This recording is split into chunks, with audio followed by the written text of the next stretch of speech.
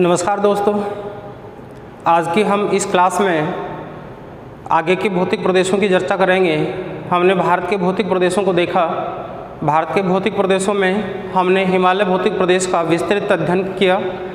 अब हम आगे की ओर नेक्स्ट भौतिक प्रदेश नंबर 2 को लेकर के चर्चा करेंगे, भारत का विशाल मैदान। हम चर्चा करें विशाल मैदानों की अवस्थिति को, तो अवस्थिति की और विस्तार की अवस्था को हम देखेंगे। भारत के विशाल मैदान का फैलाव किस क्षेत्र तक पाया जाता है, किस प्रकार की अवस्थिति में इसकी सीमांकन की जो अवस्था है वो पाई जाती है। तो हम देखें भारत के विशाल मैदानों की अवस्था को। तो देखिए, उत्तर भारत का विशाल मैदान, सबसे पहले हम इसकी स्थिति और विस्तार को देखें तो उससे पहले देखें मैदान निर्मित कैसे होते हैं और किस संरचना से बने हुए हैं। तो हम सबसे पहले इसके विस्तार की अवस्था को देखेंगे। तो हमने कुछ इस प्रकार की आकृतियाँ देखी थी।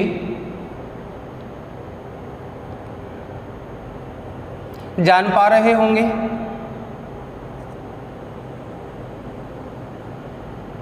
कुछ इस प्रकार की आकृति।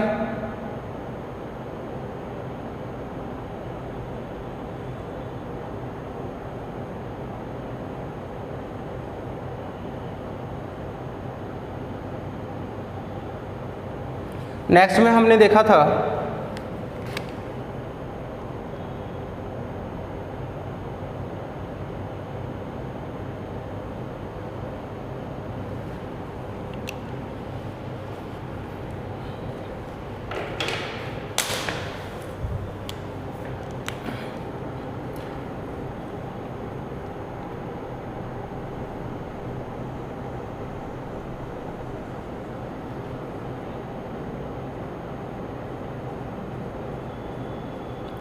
ये थे हमारे विशाल मैदान।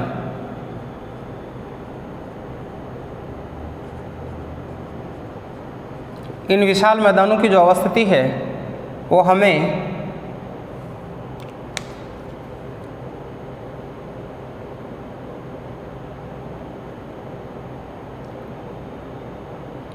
इस रूप में दिखलाई पड़ती है।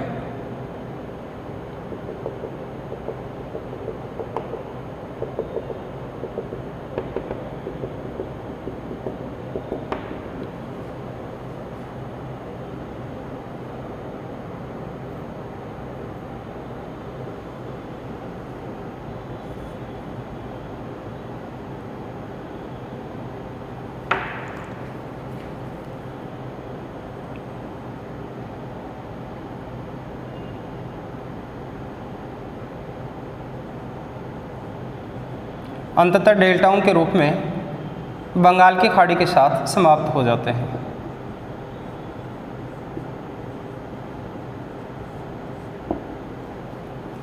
अब यहाँ हम इस विस्तार को देखें तो हमारे इन महान मैदानों में इसको कहा जाता है विशाल मैदान।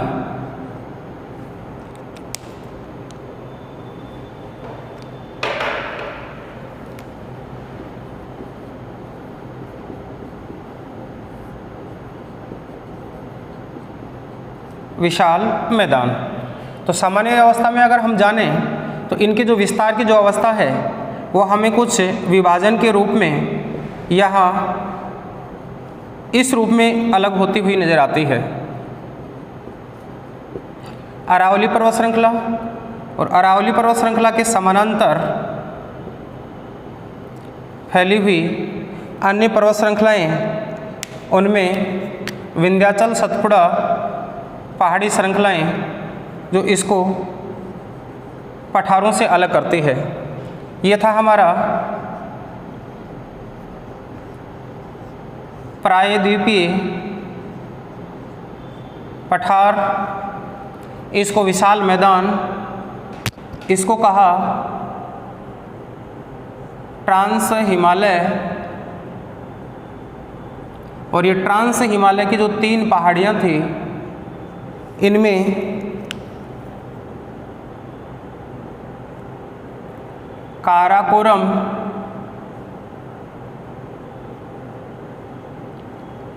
लद्दाख, जास्कर, फिर हमने देखा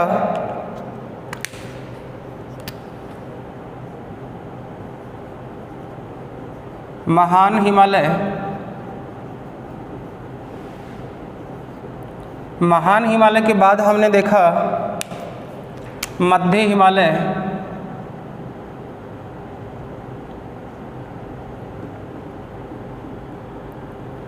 मध्य हिमालय। इसके बाद हमने देखा शिवालिक हिमालय,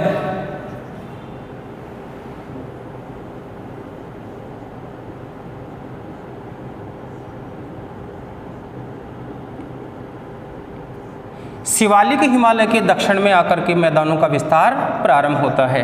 और इस विस्तार की अवस्था को अभी हमने जाना था। इसका जो विस्तार है वो एक भ्रंश से अलग होता है। इस भ्रंश को हमने हिमालयी फ्रंट फोल्ड या HFF भ्रंश के नाम से जाना जाता है। हिमालय फ्रंट फोल्ड इस नाम से भ्रंश है।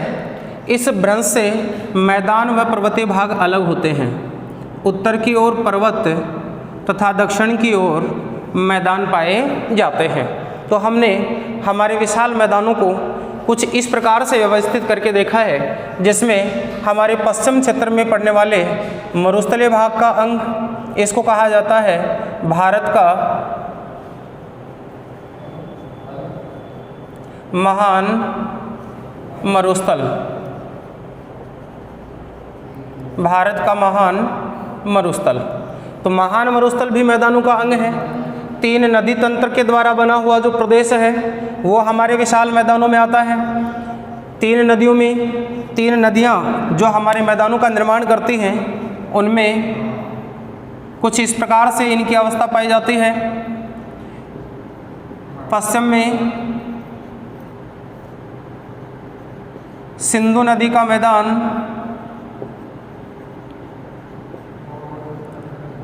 मध्य में गंगा नदी का मैदान व पूर्व में ब्रह्मपुत्र नदी का मैदान। इस प्रकार से हमारे मैदानों का विस्तार पाया जाता है। तो हमारे मैदानों में सामान्यतः नदीकृत मैदान सिंधु, गंगा और ब्रह्मपुत्र है, तथा विशाल मैदानों के साथ ही जुड़ा हुआ हमारा भारत का महान मरुस्थलीय प्रदेश है। इस महान मरुस्थलीय प्रदेश को भी मैदानों में शामिल किया गया है। इसको हम कहते हैं हमारे भारत का विशाल मैदान, जिसका विभाजन है इस श्रृंखला के माध्यम से हम देख पा रहे हैं। इसका विभाजन HFF या हिमालय फ्रंट फोल्ड से अलग होता है, या हम कह सकते हैं शिवालिक जो पहाड़ी श्रृंखला है, इस शिवालिक पहाड़ी श्रृंखला से दक्षिण की ओर मैदान पाए जाते हैं। अंततः इसका जो समापन है वो हमें यहाँ प्रमुख पर्वत श्रृंखलाओं के साथ दिखलाई पड़ता है। विंध्याचल पर्वत, विंध्याचल पर्वत, नेक्स्ट सतपुड़ा पर्वत, नेक्स्ट स्थिति है सतपुड़ा पर्वत।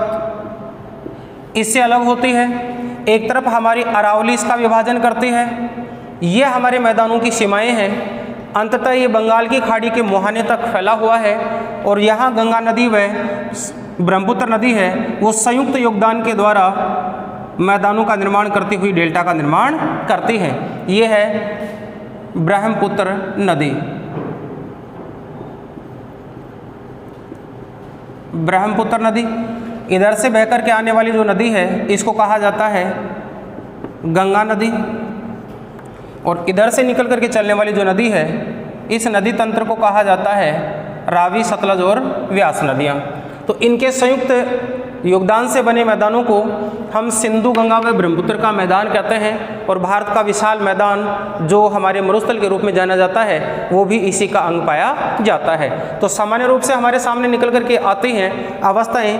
हमारे इन महान विशाल मैदानों में जो औसत ऊंचाइयां हैं वो कम होने के कारण मैदानी भाग के अंतर्गत मरुस्थल को भी शामिल किया गया है। तो हम यहाँ देखते हैं इसकी जो औसत स्थिति है। तो एक बार चलो हम देखते हैं आगे मैदानों की सामान्य विशेषताएं।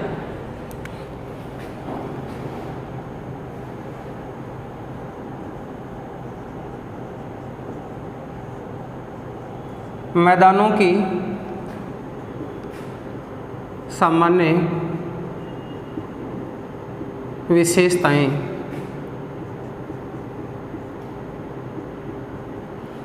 हमारे भारत के विशाल मैदान की कौन कौन सी विशेषताएं हैं, उन विशेषताओं में हम देखें तो इनकी पहली विशेषता औसत ऊंचाई के लिए,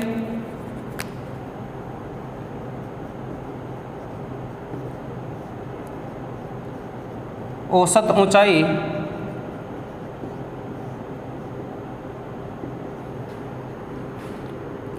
(300 मीटर से 400 मीटर तक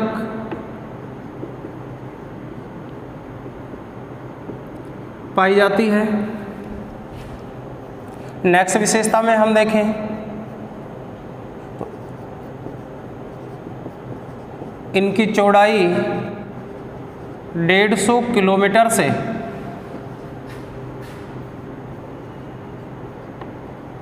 400 किलोमीटर तक पाई जाती है। साथ ही अगर इसका विस्तार जाने तो इसके विस्तार की जो अवस्था है वो हमें लगभग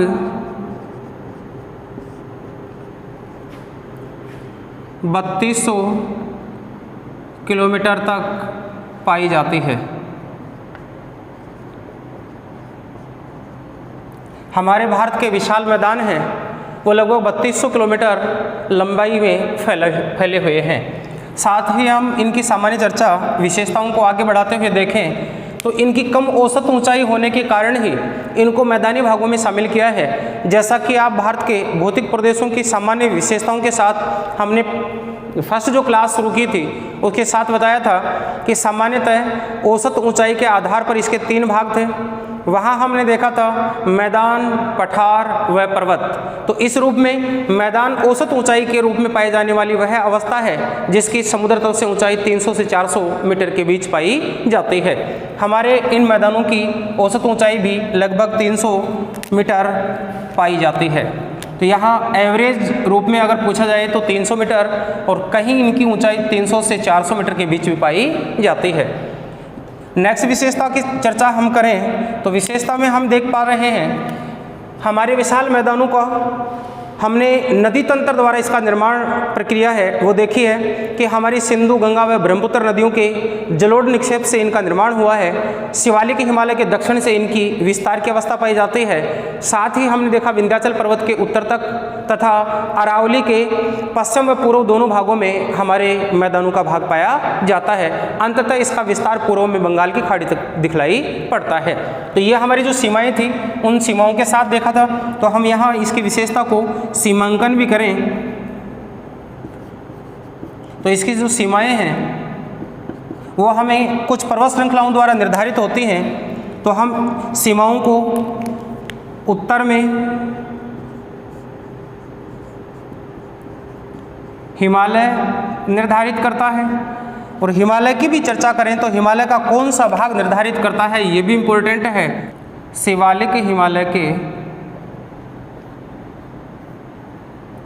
दक्षिण में तथा दक्षिण में जो इसकी सीमा है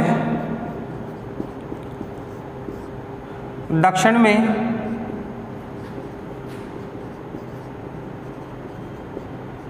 विंध्याचल पर्वत व सतपुड़ा पर्वत निर्धारित करता है तथा पश्चिम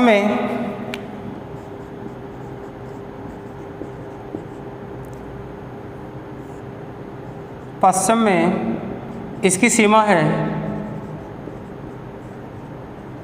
अरावली द्वारा निर्धारित होती है। लेकिन ये ध्यान देंगे अरावली के दोनों ओर पाया जाता है। एक तरफ मरुस्थलीय भाग है तो एक तरफ हमारे राजस्थान में पड़ने वाले मैदानी भाग भी आते हैं। तो अरावली इसकी सीमा का निर्धारण करती है, अरावली पर्वत तथा पूर्व में इसका जो निर्धारण है वो बंगाल की खाड़ी करती है।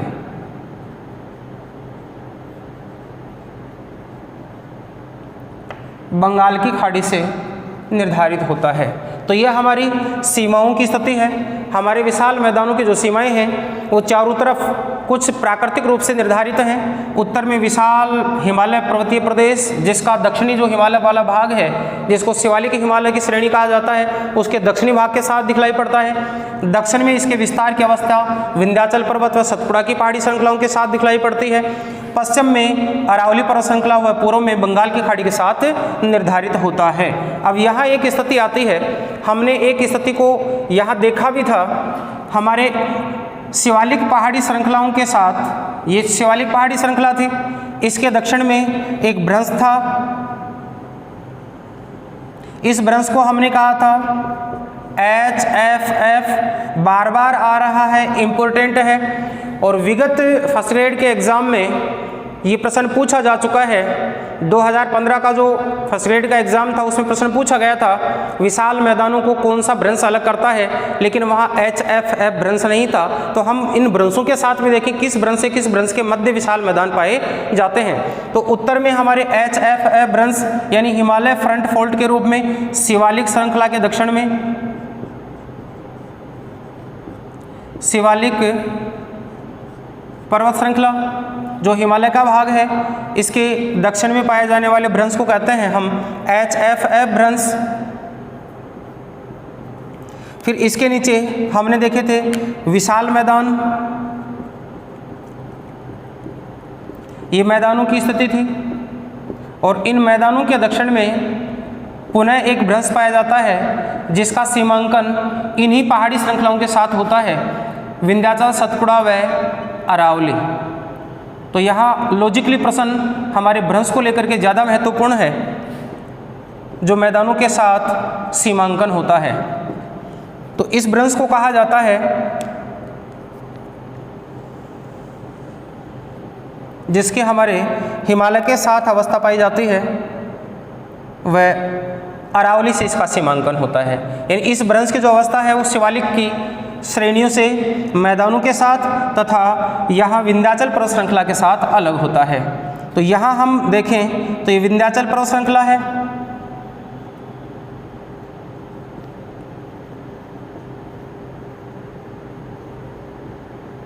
विंध्याचल पर्वत श्रृंखला। और विंध्याचल पर्वत श्रृंखला के उत्तर में मैदानों के साथ, शिवालिक पहाड़ियों के दक्षिण में मैदानों के साथ लगने वाले भ्रंश को कहा जाता है HFF। और विंध्याचल श्रृंखला व मैदानों के बीच पड़ने वाले भ्रंश को कहा जाता है GBT।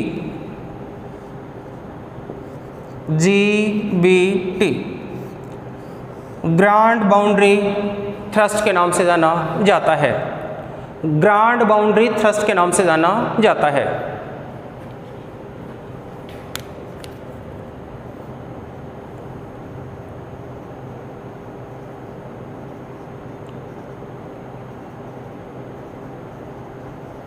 Grand boundary thrust, grand boundary thrust के नाम से जाना जाता है। इनके बीच के क्षेत्र को कहा जाता है भारत के विशाल मैदान। ये हैं हमारे विशाल मैदान। तो ये हमारा सीमांकन होता है और प्रश्न दोनों इंपॉर्टेंट हैं। GBT GFF के बीच विस्तृत भौतिक प्रदेश को किस नाम से जाना जाता है? विशाल मैदान के नाम से जाना जाता है। भारत के लगभग मध्य से उत्तर की ओर पड़ता है, इसलिए इसको मध्य उत्तरी मैदान कहा जाता है, विशाल उत्तरी मैदान कहा जाता है। तो याद रखेंगे HFF भ्रंश व GBT भ्रंश के बीच इसका विस्तार पाया जाता है। यही प्रश्न राजस्थान के लिए भी इंपॉर्टेंट बनता है। अरावली के साथ किस भ्रंश का संबंध पाया जाता है? तो अरावली पर्वत श्रृंखला के साथ GBT भ्रंश का संबंध पाया जाता है। इस प्रदेश को कहा जाता है अरावली। तो इस पहाड़ी श्रृंखला को अरावली के नाम से जाना जाता है। विस्तार की जो अवस्था है वो भी एक कर्णवत अवस्था में पाई जाती है, दक्षिण पश्चिम से उत्तर पूर्व की ओर पाई जाती है। तो इसका जो विस्तार है वो हमारे GBT भ्रंश का अरावली से लेकर विंध्याचल पर्वत श्रृंखला के समानांतर पाया जाता है। इसके दक्षिण में विशाल पठारी प्रदेश आता है, इसके उत्तर में विशाल मैदानी प्रदेश आता है तथा मैदानों के उत्तर में हमारे हिमालय की स्थिति आती है। हिमालय का पहला भाग शिवालिक पर्वत श्रृंखला के रूप में प्रारंभ होता है। तो ये हमारी सामान्य विशेषताएं थी। अब विशेषताओं में कौन कौन सी विशेषताएं अतिरिक्त रूप में और पाई जाती हैं जिनको भी हम देखेंगे। तो हमारे इनके विस्तार की सीमाओं के साथ साथ इनकी जो निर्माण की जो प्रक्रिया है, उस निर्माण की प्रक्रिया और यहाँ पाई जाने वाली जो मृदा है उसके बारे में भी सामान्य जानकारियाँ हैं, जिसको हम देखते हैं आगे। नेक्स्ट चलें, तब तक के लिए आप इसको नोट डाउन करें या इसका स्क्रीनशॉट लें। बढ़ते हैं आगे की ओर। चले आगे और देखें कुछ अन्य विशेषताओं में। तो विशेषता अगली आती है हमारी निर्माण, और ये निर्माण की जो प्रक्रिया है वो पाई जाती है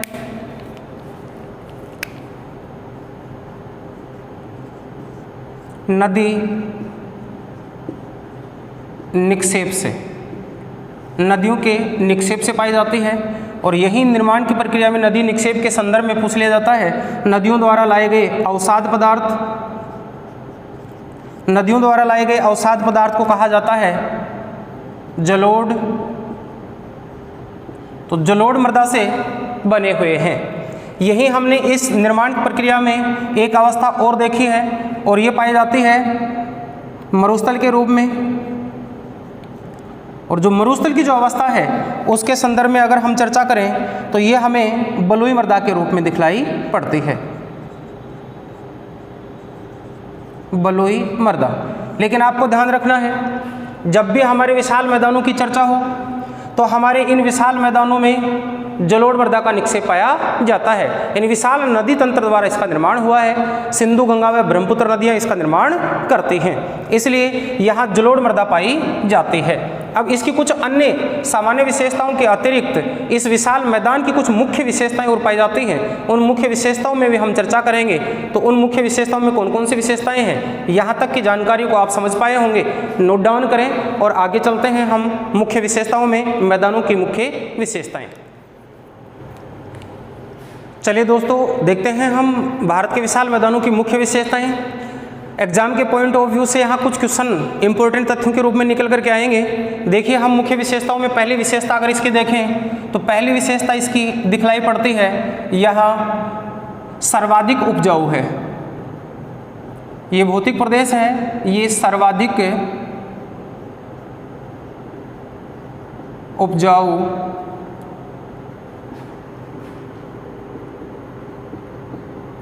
भौतिक प्रदेश है।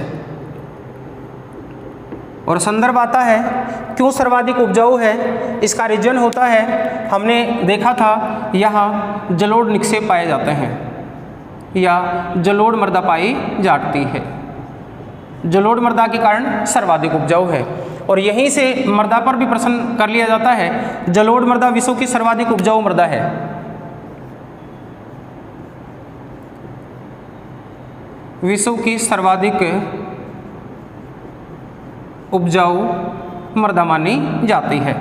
तो जलोढ़ मृदा विश्व की सर्वाधिक उपजाऊ मृदा होने के कारण यहाँ सर्वाधिक कृषि क्रियाएं होती हैं। तो अगली विशेषता हमारी निकल कर के आती है इन मैदानों में कृषि क्रिया सर्वाधिक होती है,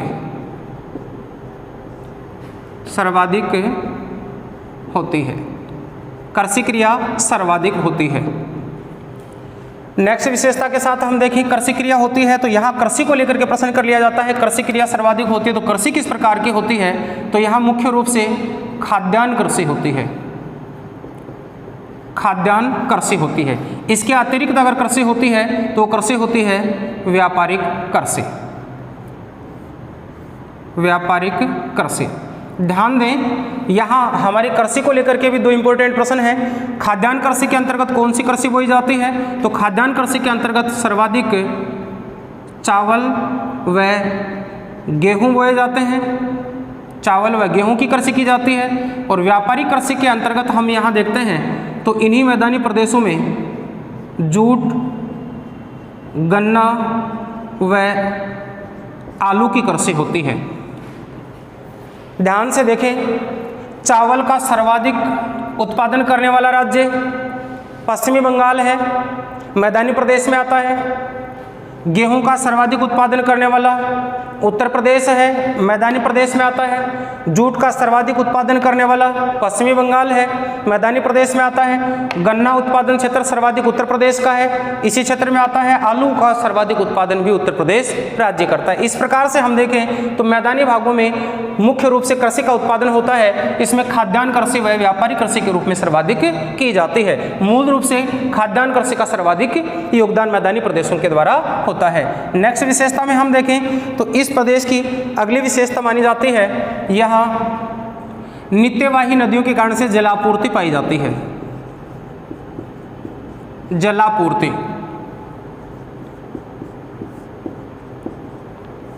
वर्ष भर जल यहाँ बना रहता है। रीजन उसका मुख्य रूप से हम देखें तो यहाँ नित्यवाही नदियाँ गुजरती हैं।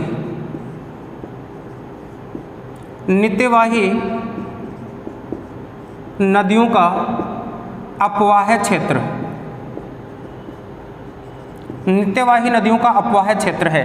इस नित्यवाही नदियों के अपवाह क्षेत्र में देखें तो कौन कौन सी नदियां हैं जो इस क्षेत्र में जलापूर्ति करती हैं। उनमें गंगा नदी नित्यवाही नदी के रूप में, यमुना नदी, रावी,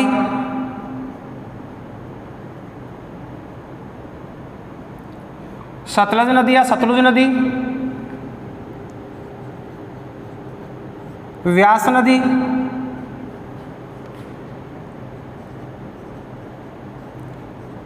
ब्रह्मपुत्र नदी। इस प्रकार की कुछ महत्वपूर्ण नदियां हैं जो इस क्षेत्र में वर्ष भर जल की आपूर्ति करती हैं। इसलिए सिंचाई की सुविधाएं भी पर्याप्त होती हैं और मानव के लिए जल की जो अन्य आवश्यकताएं हैं वो भी पूरी होती हैं। अब यहाँ मानव की जल की आवश्यकताएं एक तो कृषि के रूप में पूरी करता है, कृषि के लिए जल की आवश्यकता होती है। इसके अलावा भी जल हमारी मानव की अनेक आवश्यकताओं को पूरा करता है और यही कारण है कि यहाँ नित्यवाही नदियों के कारण से जल की आपूर्ति होने के कारण नहर तंत्र का विकास हुआ है। साथ ही जल के अन्य उपयोग भी यहाँ किए जाने लगे हैं, उद्योगों में किया जाने लगा है। उद्योगों के अलावा दैनिक आवश्यकताओं के लिए किया जाने लगा है, नगरों के रूप में, पेयजल के रूप में या फिर अन्य कार्यों के रूप में, जैसे कि विद्युत उत्पादन है, मत्स्य पालन है, अन्य कार्यों के रूप में किया जाने लगा है। तो यहाँ हम जल की आपूर्ति के साथ साथ देखते हैं जल की आपूर्ति किन किन कार्यों में होती है। यहाँ हम देखते हैं पेयजल के रूप में, पेयजल के रूप में प्राप्त होती है, कृषि के रूप में प्राप्त होती है, उद्योगों के रूप में प्राप्त होती है। उद्योगों के अलावा नहरी तंत्र के रूप में प्राप्त होती है। नहरों से परिवहन भी होता है और सिंचाई भी होती है। साथ ही हम अन्य उपयोगों में देखें तो विद्युत उत्पादन में इसका उपयोग होता है, विद्युत उत्पादन में इसका उपयोग होता है। अब आपको ध्यान आ रहा होगा कि नहरी तंत्र द्वारा इसका उपयोग परिवहन के रूप में किस प्रकार से होता है। तो हमने कुछ ऐसी नहरें देखी हैं जिनमें जल परिवहन की क्रिया पाई जाती है। इन जल की आपूर्ति वाले क्षेत्रों में हमारी मानव की गतिविधियां अधिक होने के कारण यहाँ जनसंख्या अधिक पाई जाती है। तो अगली ही विशेषता निकल करके आती है इस प्रदेश की, वो निकल करके आती है यहाँ जनसंख्या घनत्व अधिक पाया जाता है या जनाधिक्य पाया जाता है। जनाधिक्य पाया जाता है, जनाधिक्य पाया जाता है। जैसा कि जनाधिक्य अधिक पाया जाता है, इसको हम इस रूप में कह सकते हैं, भारत के सर्वाधिक जनसंख्या वाले जो राज्य हैं वो अधिकांशतः इसी प्रदेश में पड़ते हैं। उत्तर प्रदेश राज्य, अभी हमने चर्चा की, चावल का उत्पादन करता है, गन्ने का उत्पादन करता है, आलू का उत्पादन करता है, गेहूं का उत्पादन करता है, लेकिन सर्वाधिक चावल का जो उत्पादन है वो पश्चिमी बंगाल करता है, वेस्ट बंगाल करता है। गन्ने का उत्पादन है ये यूपी करता है। जूट का उत्पादन है ये वेस्ट बंगाल करता है। आलू का उत्पादन उत्तर प्रदेश करता है। गेहूं का उत्पादन है उत्तर प्रदेश सर्वाधिक करता है। उसके बाद में प्रति हेक्टेयर उत्पादन की दृष्टि से अगर बात करें तो पंजाब राज्य करता है, तो पंजाब में मैदान पाए जाते हैं। तो यहाँ सर्वाधिक जनसंख्या वाले क्षेत्र में उत्तर प्रदेश आता है, बिहार आता है और पश्चिमी बंगाल आता है, वेस्ट बंगाल आता है। इस प्रकार से प्रमुख अगर राज्यों की बात करें तो जनाधिक्य की दृष्टि से उत्तर प्रदेश, बिहार व पश्चिमी बंगाल राज्य सर्वाधिक जनसंख्या वाले राज्य भी मैदानी प्रदेशों में ही आते हैं। यहाँ जनसंख्या अधिक रहने का कारण भी यही है, कृषि के लिए अच्छा है, भौतिक प्रदेश है, वो सामान्य रूप से उपजाऊ पाया जाता है, जल की आपूर्ति वर्ष भर बनी रहती है, और साथ ही दूसरा जो कार्य है वो अन्य आवश्यकताओं के रूप में भी यहाँ उपयोगी है, क्योंकि यहाँ औसत ऊंचाइयाँ कम पाई जाती हैं। औसत ऊंचाई कम पाई जाती है, औसत ऊंचाई कम पाई जाती है। औसत ऊंचाई कम पाई जाती है तो इससे क्या लाभ होगा? सामान्य रूप से हम देखते हैं जलवायुगत जो दशाएं हैं, जलवायुगत दशाएं ये मानव के लिए अनुकूल होती हैं। जलवायुगत दशाएं मानव के लिए अनुकूल होती हैं।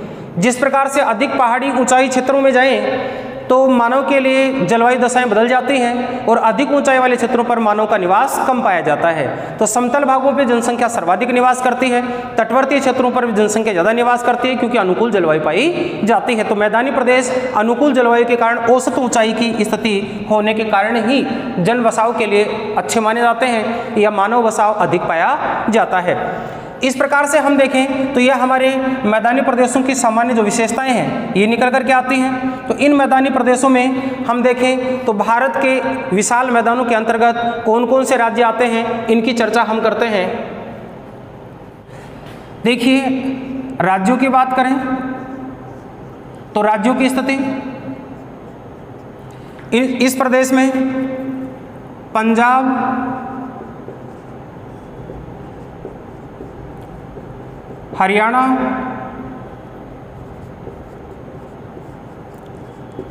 उत्तर प्रदेश, बिहार, पश्चिमी बंगाल,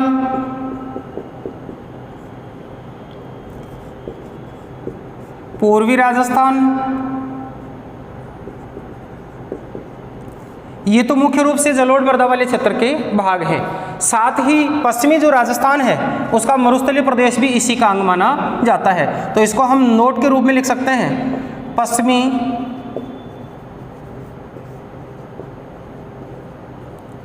राजस्थान का मरुस्थलीय प्रदेश भी इसी का भाग माना जाता है, इसी का भाग माना जाता है।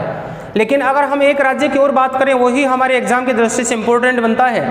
पूर्व में पड़ने वाला वह राज्य जो मैदानी प्रदेश के अंतर्गत भी आता है और पर्वतीय भाग के अंतर्गत भी आता है, उस राज्य को कहा जाता है असम राज्य, जहाँ से ब्रह्मपुत्र नदी अपने मैदानों का निर्माण करना प्रारंभ करती है। तो नोट की अगली लाइन में हम लिख सकते हैं,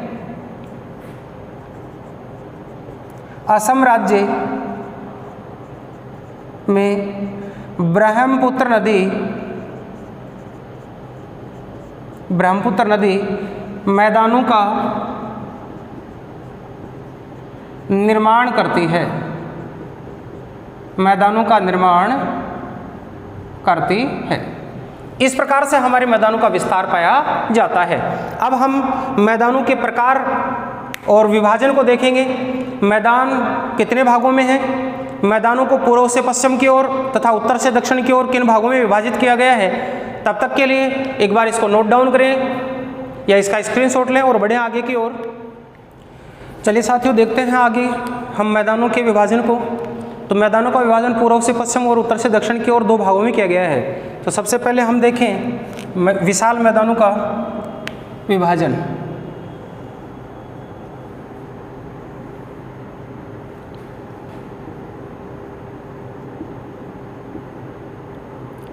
मैदानों का विभाजन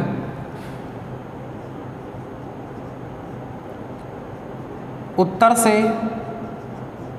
दक्षिण,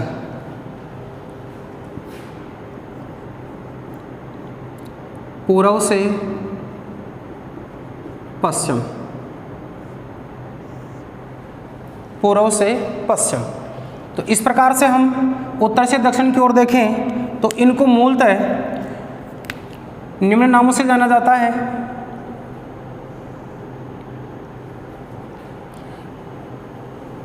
यहाँ हम साथ ही मानचित्र के माध्यम से देखें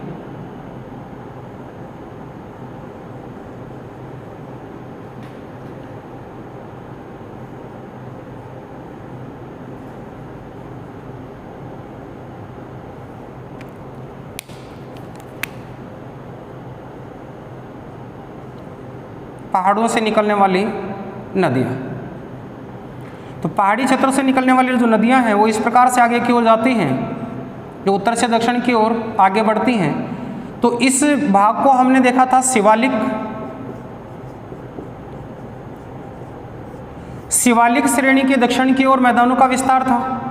तो शिवालिक के दक्षिण में जहाँ मोटे कंकर पत्थर वाली चट्टानें व गोलाश्म आकर के निक्षेपित हो जाते हैं, इस भाग को कहा जाता है भाबर प्रदेश।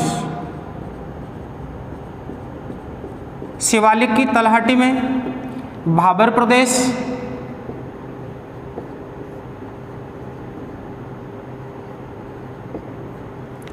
इसके दक्षिण में कांप मिट्टी व महीन मृदा छोटे गोलाश्म में पाए जाते हैं। इस भाग को कहा जाता है तराई प्रदेश। कहीं कहीं गोलाश्म, इस प्रदेश को कहा जाता है तराई प्रदेश। और तराई प्रदेश के नदी अपवाहित मार्ग वाले क्षेत्र में जहाँ से नदियाँ बह कर के जा रही हैं, इस नदी मार्ग वाले क्षेत्र को खादर प्रदेश के नाम से जाना जाता है।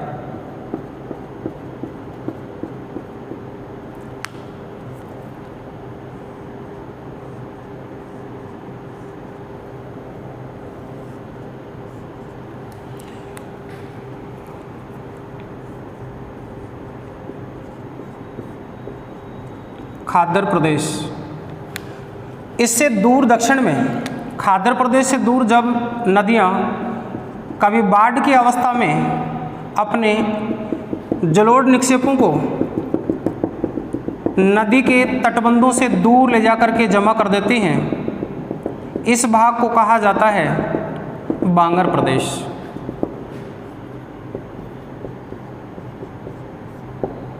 बांगर प्रदेश।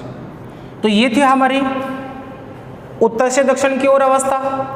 यहाँ प्रश्न निकल कर के आता है मोटे कंकर पत्थर होने के कारण इस प्रदेश में आकर के नदियाँ लुप्त हो जाती हैं, इसलिए इसको कहा जाता है नदी लुप्त प्रदेश। मोटे कंकर पत्थर के कारण से नदी का ढाल वाला क्षेत्र तेज होने के कारण पानी का फैलाव कम होता है, तीव्र गति के साथ नीचे उतरता हुआ आता है। तो इन मोटी चट्टानों के मध्य से नीचे होता हुआ पानी निकल जाता है, इसलिए इस प्रदेश को कहा जाता है नदी विलुप्त प्रदेश या नदी लुप्त प्रदेश। इससे जब आगे की ओर चलते हैं तो हमारे तराई प्रदेश आते हैं। तराई प्रदेश व भाबर प्रदेश के मध्य जो विस्तार की जो अवस्था होती है, ये विस्तार की जो अवस्था है ये 8 से 10 किलोमीटर चौड़ी पाई जाती है।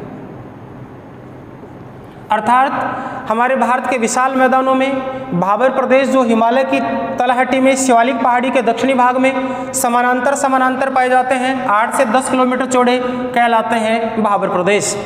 भाबर प्रदेश के दक्षिण में तराई प्रदेश, यहाँ आकर के इनका जो विस्तार है वो विस्तार हो जाता है 10 से 20 किलोमीटर, 10 से 20 किलोमीटर तक। अब यहाँ ध्यान दें 10 से 20 किलोमीटर इस प्रदेश की विशेषता है।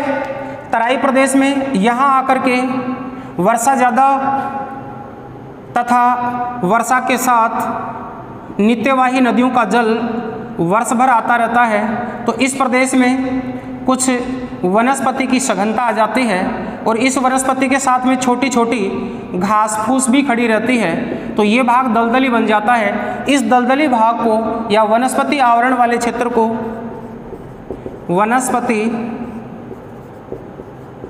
आवरण प्रदेश। इस प्रदेश को दलदली भाग होने के कारण या नमी युक्त भाग होने के कारण, नमी युक्त भाग होने के कारण यहाँ मच्छर पैदा हो जाते हैं, इसलिए इसको कहा जाता है मच्छर पेटी। मलेरिया बेल्ट के नाम से भी जानी जाती है, मच्छर पेटी कहलाती है। अर्थात तराई प्रदेश है वो मच्छर पेटी के रूप में जाने जाते हैं। यहाँ वनस्पति अधिक पाई जाती है, बड़े पेड़ पौधों के साथ में छोटे पेड़ पौधे भी पाए जाते हैं। दलदली भाग या वर्ष भर इसमें नमी बनी रहती है, इसलिए यहाँ मच्छर पैदा हो जाते हैं, इसलिए इसको मच्छर पेटी कहा जाता है। खादर प्रदेश हैं, ये प्रति वर्ष बनते हैं। हमने देखा था हमारे विशाल मैदानों की विशेषताएं थी नित्यवाही नदियाँ, और इन नित्यवाही नदियों द्वारा वर्ष भर अपरदन की क्रिया के परिणाम स्वरूप लाए गए अवसाद पदार्थों का निक्षेपण होता है, और इस निक्षेपण की क्रिया के कारण इनका निर्माण होता है। यही खादर प्रदेश थे। तो इनका जो निर्माण है वो नवीन जलोढ़ों से होता है। तो नवीन जलोढ़ जो प्रदेश हैं वो खादर के नाम से जाने जाते हैं, तथा बाढ़ के दौरान बने प्राचीन जलोढ़ ये बांगर कहलाते हैं। अर्थात इनका निर्माण बाढ़ की अवस्था में होता है, बाढ़ की अवस्था में होता है। तो यहाँ हम उत्तर से दक्षिण की ओर इस प्रकार की अवस्था देखते हैं, और हमारे लिए इम्पोर्टेंट तथ्य भाबर, तराई, खादर और बांगर को लेकर के हैं। अगर उत्तर से दक्षिण की ओर इसके विस्तार की अवस्था को देखें तो सबसे पहले हमारे सामने भाबर प्रदेश आते हैं, फिर हमारे तराई प्रदेश आते हैं, फिर हमारे खादर प्रदेश आते हैं, और इसके बाद हमारे बांगर प्रदेशों का विस्तार पाया जाता है। नवीन जलोढ़ मैदानों को खादर कहते हैं, प्राचीन जलोढ़ों को कहते हैं बांगर प्रदेश। दोनों ही उपजाऊ मैदान माने जाते हैं, इसलिए हम इनको संयुक्त रूप से कहा जाता है मैदान। संयुक्त रूप से ये मैदान माने जाते हैं, और मैदानों के दो भाग अगर पूछा जाए तो मैदानों के दो भाग खादर और बांगर होते हैं। तो इस प्रकार से ये दोनों ही उपजाऊ मैदान होते हैं। तो हम यहाँ नोट में इसको देखें,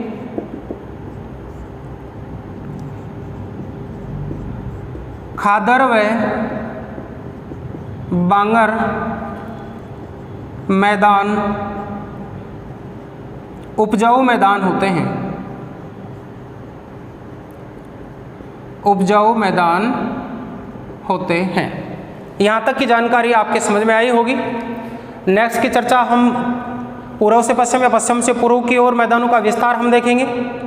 एक बार इसको नोट डाउन कर लें, स्क्रीनशॉट लें। चलिए नेक्स्ट स्थिति हम पश्चिम से पूर्व या पूर्व से पश्चिम की ओर जो मैदानों का वर्गीकरण है इसको भी देखें।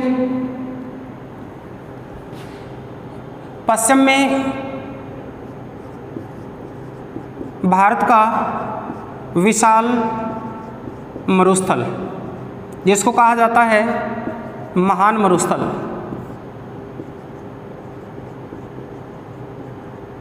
इसी महान मरुस्थल को कहा जाता है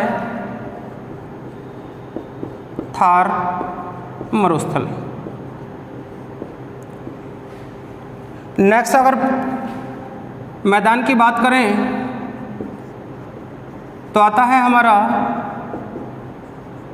सिंधु का मैदान। नेक्स्ट मैदान की बात करें तो आता है हमारे गंगा का मैदान। और नेक्स्ट विस्तार की बात करें तो आता है ब्रह्मपुत्र का मैदान।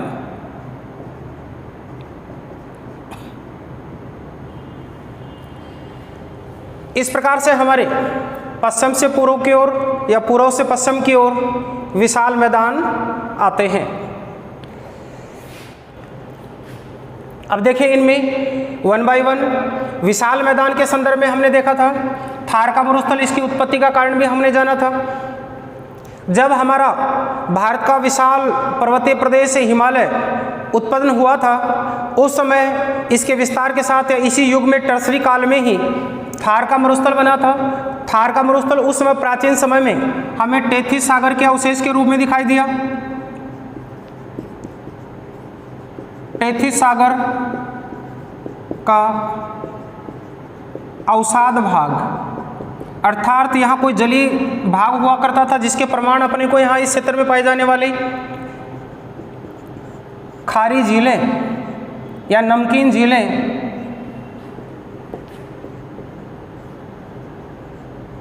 दिखलाई पड़ती हैं। खारे पानी की झीलें हैं। इन खारे पानी की झीलों का कुछ अवशेष जो हमें स्थायी झीलों के रूप में सांबर, लूणकरणसर, डीडवाना, पंचभद्रा जैसी झीलों के रूप में दिखाई देता है, ये इसी का प्रदेश है। तो इस प्रदेश की चर्चा हम करते हैं। सबसे पहले हमारे थार के मरुस्थल और इसकी सामान्य जानकारियों को लेते हैं। विशाल मरुस्थल की चर्चा करें हम हमारे पहले मैदानी प्रदेश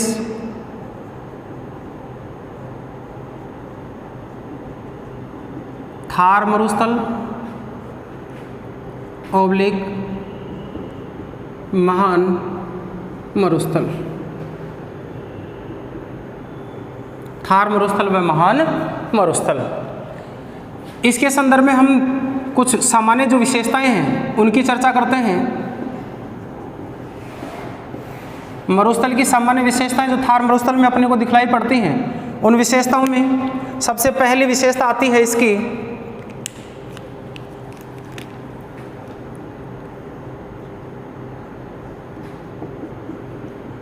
वर्षा का अभाव पाया जाता है। वर्षा का अभाव है। हम अगर सामान्य सी स्थिति को देखें तो यहाँ औसत जो वर्षा है वो 25 सेंटीमीटर औसत वर्षा मरुस्थल में पाई जाती है। यहाँ न्यूनतम वर्षा स्थिति भी दिखलाई पड़ती है,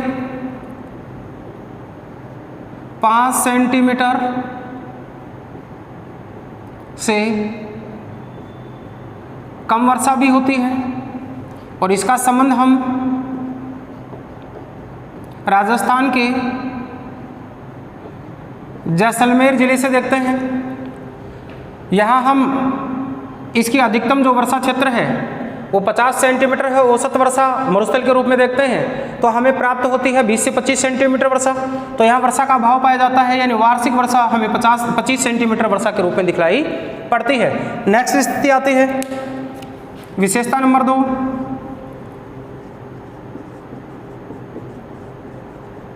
वनस्पति का अभाव पाया जाता है। और वनस्पति का अभाव पाया जाता है तो यहाँ पाई जाने वाली जो वनस्पति है वो जेरोफाइट वनस्पति या मरुद्भिद वनस्पति है। मरुद्भिद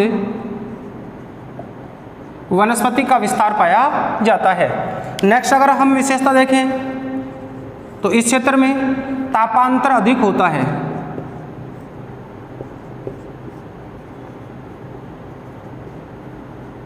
तापांतर अधिक पाया जाता है। तापांतर का तात्पर्य है उच्च से उच्च तापमान व न्यून से न्यून तापमान, दोनों के बीच का अंतर तापांतर कहलाता है। तो एक समय का अधिकतम तापमान, एक समय का न्यूनतम तापमान, दोनों के बीच का अंतर तापांतर है। तो यहाँ हम तापांतर की स्थिति को देखें तो तापांतर की अवस्था कुछ इस प्रकार से प्राप्त करते हैं।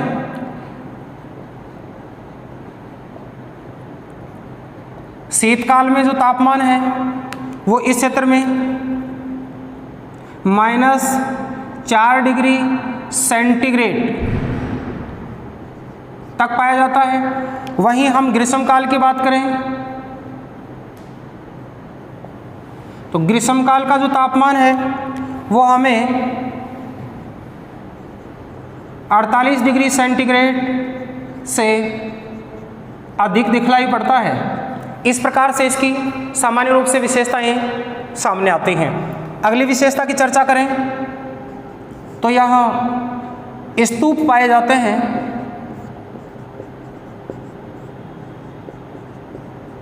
स्तूप पाए जाते हैं, सैंड ड्यून्स कहते हैं। स्तूप का तात्पर्य है बालू का टीले। बालू का टीले पाए जाते हैं। ये हमारे मरुस्थल की सामान्य विशेषताएं हैं। अब यहाँ हम देखें तो स्तूपों के कुछ प्रकार यहाँ पाए जाते हैं। तो हम अगले ही पॉइंट में स्तूप के प्रकार देखें। स्तूप के प्रकार जो अपने एग्जाम के लिए सबसे महत्वपूर्ण है, भारत के लिए भी, भारत के सभी कंपटीशन में आने वाले भारत के ज्योग्राफी को लेकर के तथा राजस्थान के ज्योग्राफी के संदर्भ में भौतिक प्रदेश में से आने वाले प्रश्न मरुस्थल को लेकर के स्तूपों को अधिक पूछा जाता है। तो यहाँ हम देखें पहले प्रकार का जो स्तूप है अनुदैर्ध्य बालू का स्तूप, अनुदैर्ध्य बालू का स्तूप। नेक्स्ट है अनुप्रस्थ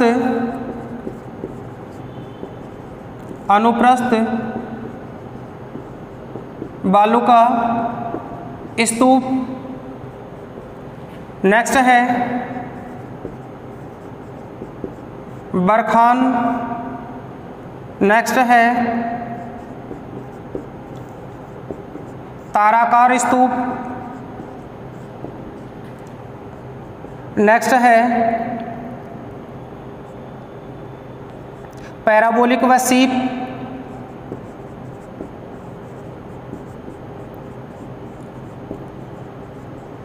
पैराबोलिक व सीप। इस प्रकार के कुछ बालू का टीले हमारे थार के मैदानी प्रदेश में पाए जाते हैं। अब इनके संदर्भ में जो आने वाले प्रश्न हैं क्या होते हैं, अनुदैर्ध्य बालू का स्तूप, अनुप्रस्थ क्या होते हैं, बरखान, ताराकार व पैराबोलिक व सीप किस प्रकार की संरचना होती है। हम कुछ भारत के संदर्भ में सामान्य सी जानकारी देखेंगे और विस्तृत अध्ययन के लिए हम राजस्थान के भौतिक प्रदेशों के साथ इसको और भी विस्तृत अध्ययन के साथ देखेंगे। तो देखिए इनकी विशेषताओं को, कौन कौन सी विशेषताएं पाई जाती हैं। देखिए अनुदैर्ध्य बालू का जो स्तूप है उसकी संरचना कुछ इस प्रकार से पाई जाती है। इस प्रकार से बने बालू का जो टीले हैं इनको कहा जाता है अनुप्रस्थ बालू का स्तूप, अर्थात लहरदार आकृति होती है, लहरदार होते हैं, पवनों की दिशा के समानांतर बनते हैं, वायु का वेग और वायु की जो दिशा है वो इस प्रकार से होती है, पवनों की दिशा। तो पवनों की दिशा के समानांतर बनने वाले बालू का स्तूपों को अनुदैर्ध्य बालू का स्तूप कहा जाता है। ये क्रमशः लंबे होते हैं, 10-10 किलोमीटर तक इनकी लंबाई होती है। औसत रूप से अगर देखें तो 10 किलोमीटर या अधिक लंबे होते हैं। ये इनकी सामान्य विशेषता पाई जाती है। दोनों ढाल होते हैं वो तीव्र होते हैं। साथ ही इन दोनों टीलों के बीच में बने इन रास्तों को, जो आने जाने के मार्ग होते हैं, इन मार्गों को कहा जाता है कारवां मार्ग। कारवां मार्ग, कारवां मार्ग के नाम से जाने जाते हैं। तो यहाँ इंपॉर्टेंट प्रश्न के रूप में निकलता है किन बालू का स्तूपों में कारवां मार्ग पाए जाते हैं। अनुदैर्ध्य बालू का स्तूपों में कारवां मार्ग पाए जाते हैं। पवनों की दिशा के समानांतर बनने वाले बालू का स्तूप कहलाते हैं, अनुदैर्ध्य बालू का स्तूप कहलाते हैं। अनुप्रस्थ बालू का टीलों की बात करें तो अनुप्रस्थ बालू का टीलों की आकृति कुछ इस प्रकार से पाई जाती है, एक के पीछे एक होता है। पवनों की दिशा है वो कुछ इस प्रकार से होती है।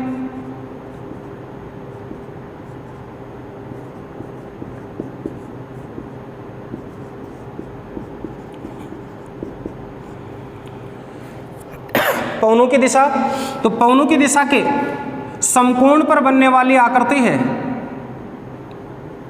90 डिग्री के कोण पर बनने वाली जो आकृति है, ऐसे बालू का स्तूपों को कहा जाता है अनुप्रस्थ बालू का टीले। अनुप्रस्थ बालू का स्तूप या टीले। पवनों की दिशा के समकोण पर बनने वाले बालू का टीले अनुप्रस्थ बालू का स्तूप या टीले कहलाते हैं। बरखान, इनको कहा जाता है स्थानांतरित बालू का टीले, स्थानांतरित या स्थानांतरित।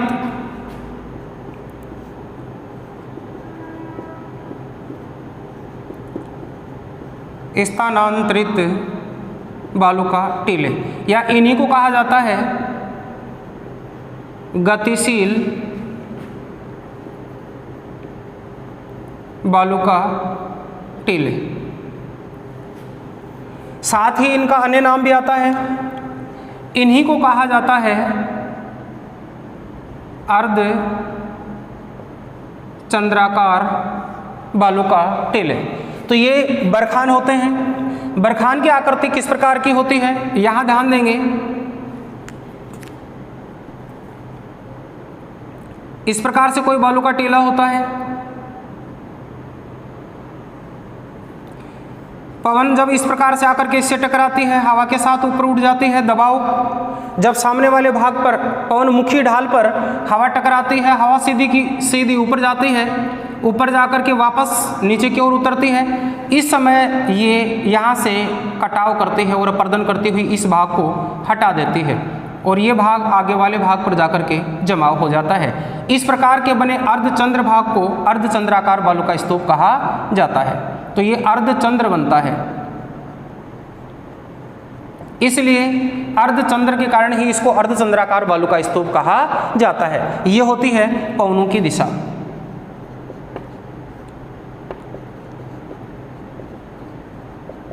तो पवनों की दिशा के समानांतर बनने वाले जो बालू का टीले लहरदार आकृति में, अनुदैर्ध्य पवनों के समकोण पर बनने वाले, अनुप्रस्थ पवनों के कटाव से चंद्राकार या अर्धचंद्राकार आकृति में बने बालू का टीले स्थानांतरित, बरखान या गतिशील या अर्धचंद्राकार बालू का टीले कहलाते हैं। ताराकार बालू का टीले झाड़ियों के पीछे बनने वाले कुछ ऐसी आकृति जिसकी एक से अधिक भुजाएं होती हैं, ताराकार या स्टार बालू का स्तूप कहलाते हैं।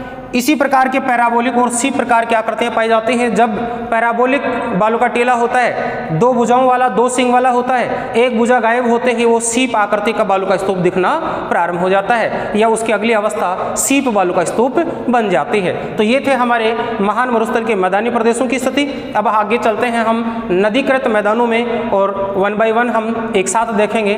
तब तक के लिए एक बार इसको नोट डाउन करें, स्क्रीनशॉट ले लें। चलिए देखते हैं हम महान मरुस्थल के आगे हमारे नदियों द्वारा निर्मित मैदानी प्रदेशों को। तो हम सिंधु, गंगा व ब्रह्मपुत्र के मैदानों को जानें तो हम सबसे पहले इनके क्षेत्र को देखें, कौन कौन से क्षेत्र में कौन कौन से मैदान हैं। तो हम यहाँ देखें तो सबसे पहले पश्चिमी थार मरुस्थल की बात करें तो इसका सर्वाधिक जो विस्तार है राजस्थान, सर्वाधिक विस्तार पाया जाता है।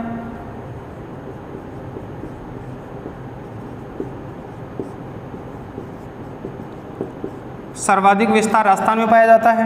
नेक्स्ट अगर राज्य की बात करें हम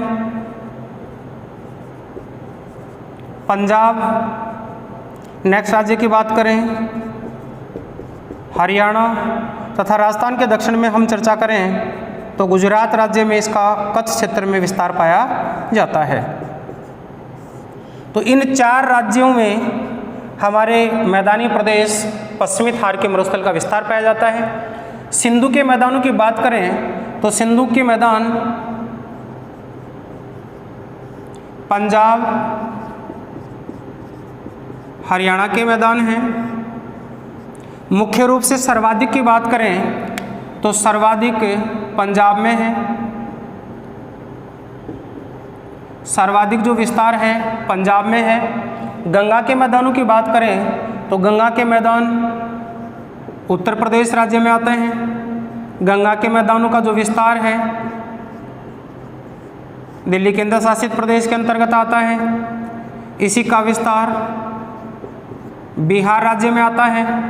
और आगे हम बात करें तो बिहार का कुछ भाग जो कि ब्रह्मपुत्र के साथ आगे वाले भाग बन जाते हैं, तो हम यहाँ कुछ जो इसका हिस्सा है वो हम असम राज्य से देखते हैं। और यहाँ अगर इनके हम सर्वाधिक तथा उपजाऊ क्षेत्र की बात करें तो पश्चिमी बंगाल राज्य में विस्तार आता है। तो इस प्रकार से हम संयुक्त रूप से 3 नदीकृत मैदान सिंधु, गंगा व ब्रह्मपुत्र के मैदानों का क्षेत्र देखते हैं। पंजाब का जो मैदानी प्रदेश है, इस मैदानी प्रदेश की हम चर्चा करें तो यहाँ इस क्षेत्र में जो सिंधु व सिंधु की जो सहायक नदियाँ हैं उनके द्वारा, तो इनकी सिंधु की जो सहायक नदियों के द्वारा ये निर्मित है। कौन कौन सी सहायक नदियाँ हैं? सिंधु की सहायक नदियाँ चर्चा हमारी हो चुकी थी। कौन कौन सी नित्यमय नदियाँ थी? इनमें 3 प्रमुख नदियाँ थी। इनमें हमने देखा रावी,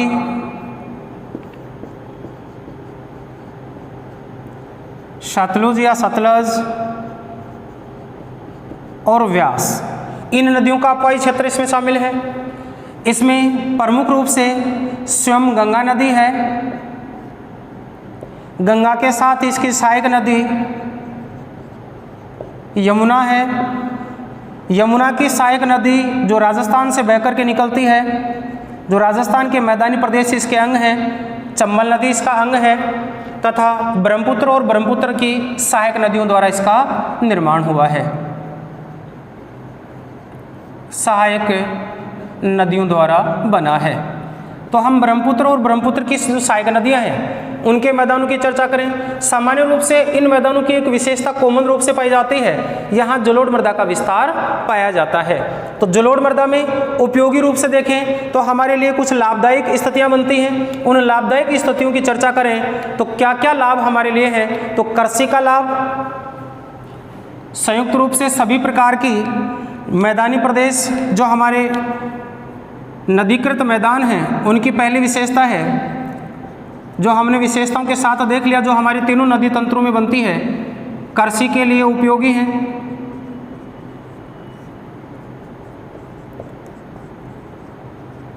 परिवहन के लिए उपयोगी हैं,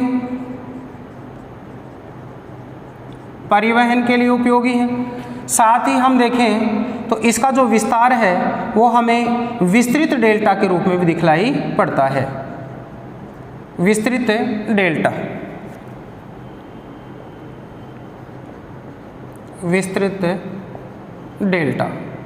अब यहाँ गंगा व ब्रह्मपुत्र का जो संयुक्त डेल्टा है, गंगा व ब्रह्मपुत्र का संयुक्त डेल्टा, ये विश्व का सबसे बड़ा डेल्टा है। इसको कहा जाता है सुंदरवन का डेल्टा। और सुंदरवन का जो डेल्टा है ये 2 देशों में फैला हुआ है, भारत व बांग्लादेश। इन 2 देशों में इसका विस्तार पाया जाता है। यहाँ हम भारत के विशाल मैदानों की चर्चा भौतिक प्रदेश के अंतर्गत संपूर्ण जानकारियों के साथ की है। ये क्लास आपको कैसे लगी जरूर कमेंट्स बॉक्स में आप कमेंट्स करके बताएंगे। अगर आपका इससे संबंधित कोई क्वेश्चन हो या इससे संबंधित कोई समस्या हो तो आप कमेंट्स बॉक्स में डालें। नेक्स्ट क्लास के साथ हम इसकी चर्चा करेंगे। साथ ही अगर आप इस चैनल पर नए हैं तो चैनल को सब्सक्राइब करें, वीडियो को लाइक और शेयर करना न भूलें। नई वीडियो की जानकारी के लिए आप बेल आइकन को जरूर प्रेस करें ताकि आने वाली वीडियो की सबसे पहले जानकारी आपको प्राप्त हो सके। आज की क्लास के साथ हम लेते हैं विदा, मिलते हैं इसी चैनल पर पुनः नेक्स्ट क्लास के साथ। तब तक के लिए धन्यवाद, टेक केयर।